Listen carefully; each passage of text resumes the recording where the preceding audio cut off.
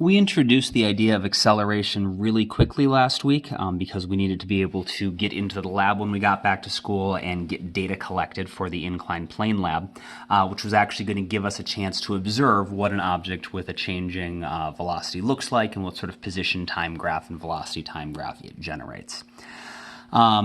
And so I'd like to take a little more time to talk now about what acceleration is, now that we've seen an example of how we can apply it. So we can talk about like where the equation came from.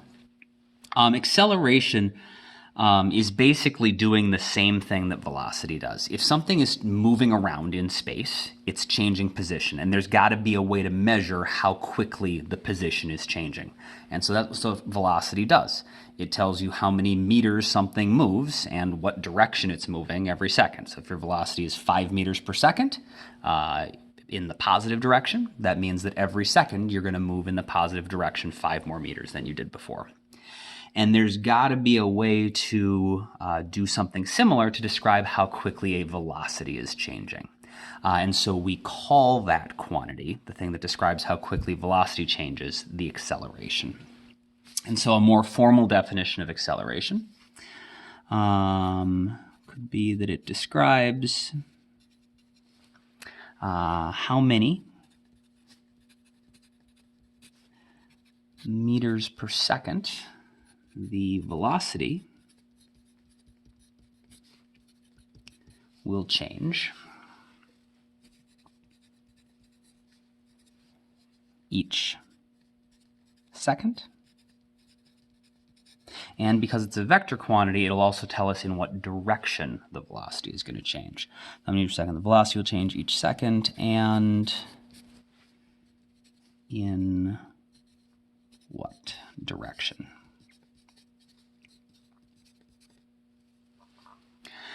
So this is where the equation came from. It's doing, like I said, it's doing the exact same thing that velocity was, but where velocity told us how much the position changed, how many meters the position changed per second. Now we're just going to do the same thing, except we're telling us how much the velocity is going to change each second.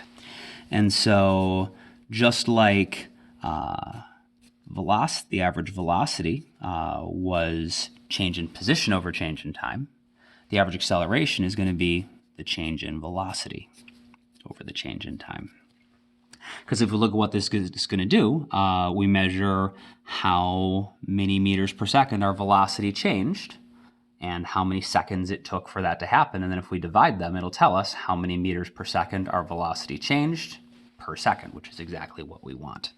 So the default unit is going to be meters per second for velocity and seconds for time. And so the way we usually write the unit for acceleration is meters per second squared, but it's also okay to write it as meters per second per second. Sometimes that's easier to like type in on a computer. You can, of course, instead of using meters, you could use centimeters. Instead of seconds, you could use minutes. And so we could change the definition just to match whatever our unit's going to be. So if you were using centimeters per second for your velocity and seconds as your time, we could say the acceleration, if it's in centimeters per second squared, describes how many centimeters per second the velocity will change each second and in what direction. Or if it's in miles per hour squared, how many miles per hour the velocity changes each hour and in what direction. And so some sort of length unit on top, some sort of time unit squared on the bottom. And using the exact same logic that we used for velocity and figured out that velocity's got to be the slope of a position time graph. If acceleration is change in velocity over change in time, if we have a velocity time graph, change in velocity is the rise, change in time is the run, which means that this should be the rise over the run. Acceleration is the rise over the run, which is going to be the slope for a velocity time graph. So the slope of a position graph tells us velocity. The slope of a velocity graph tells us the acceleration. And so, again, just like how if the velocity was constant, our position time graph would be a straight line. If our acceleration is constant, that means that the slope of our velocity time graph has to be constant, and if the slope is going to be constant, that means it's going to be a straight line. So if the acceleration is constant,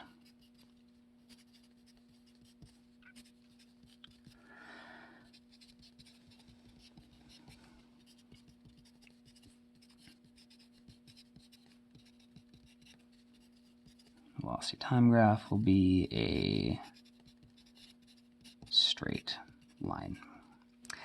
And it turns out that a lot of important common physical situations will actually have a constant acceleration. And we'll be able to tell that because if we graph what's going on, we'll see that their velocity graph is a straight line. Or if we know their acceleration is constant, we just sketch the velocity graph, then we know that we're going to draw a straight line on our velocity graph.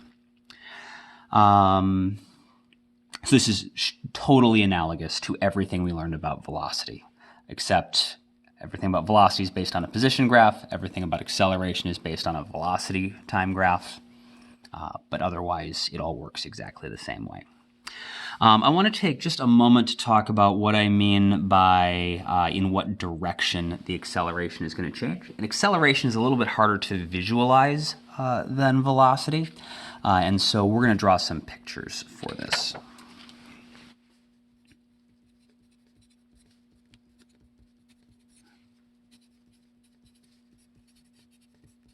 We'll call this visualizing acceleration. Let's say that we have a constant acceleration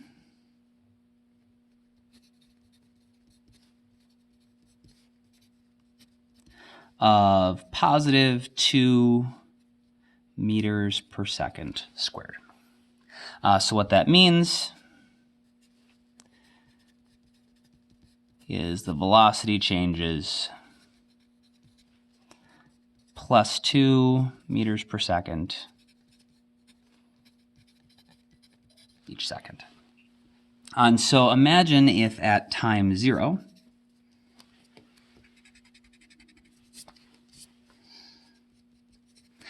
we had a little car that was just at rest.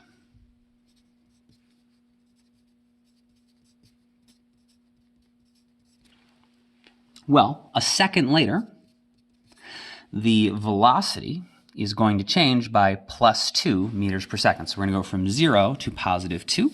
And so, sorry, I said it 1 second. So a second later, so time equals 1 second. The car is now going to be moving forward at 2 meters per second. And so we can draw that like this. And then 2 seconds later, and so it's my velocity is going in the positive direction. And so we go from a velocity of positive 2. The next second, we're going to go plus 2 meters per second more. So we're going to be at positive 4. So now the car is moving faster, so it'll have gone further, and so it'll maybe be around here somewhere.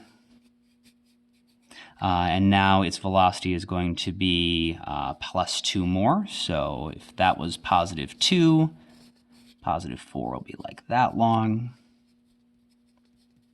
So 4 meters per second in our positive direction.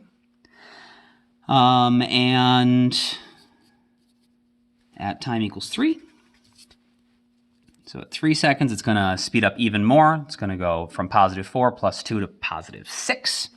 And so the car now will have moved forward really far. It'll wind up over here somewhere. And it's going to be moving even faster. So I want 1, 2, just enough space. Make sure everything's nice and proportional. About 6 meters per second. And this is what we normally think of as acceleration. However, I could actually have something slow down by accelerating at positive 2 meters per second squared. When we first mentioned acceleration, I said that acceleration doesn't necessarily mean getting faster, it just means the velocity is changing. And so let's take a look at how that could happen. Again, we'll assume we have constant acceleration of plus 2 meters per second squared. But this time we're going to have a car that is going this way. And so our car starts off at time 0 over here, already driving backwards at 4 meters per second. So it's going in the negative direction at 4 meters per second. So we would say the velocity equals negative 4 meters per second, or we could draw it as an arrow pointing in our negative direction at 4 meters per second. And if we're accelerating at plus 2 meters per second, that means our velocity is going to change by 2 meters per second in the positive direction each second. And so at time equals 1 second, our velocity is going to go from negative 4 to negative 2, because it's going to change by 2, but it's going to change in the positive direction. So negative 4 changing towards the positive side is going to go up to negative 2. The car still, of course, moved backwards a bit, so it's over here now probably. But its new velocity is only going to be negative 2 meters per second. So I can either show that by drawing an arrow, labeling that as 2 meters per second, or I could write my velocity as negative 2 meters per second. And then 1 second later, my velocity needs to change by positive 2 again. And so we were at a velocity of negative 2. If we change positive 2, now my velocity is going to be 0. So now the car is actually going to be stopped. So the car is going to go forward a little bit more. And now the car is going to be at rest. So I'm not going to put an arrow on there. I'll just make a little note that my velocity is 0 at this point. And if we continued accelerating in the positive direction, now it would start going forward and getting faster. So like at time 3, we'd go from a velocity of 0 to a velocity of positive 2 meters per second. So now the car starts moving back in the positive direction. It's moving that way. And then, of course, at time equals 4, it would change by positive 2 again. We'd be at positive 4 meters per second, and so now the car is over here, because it was already moving forward at 2 meters per second, and now it's going to be moving even faster, so 2, 4.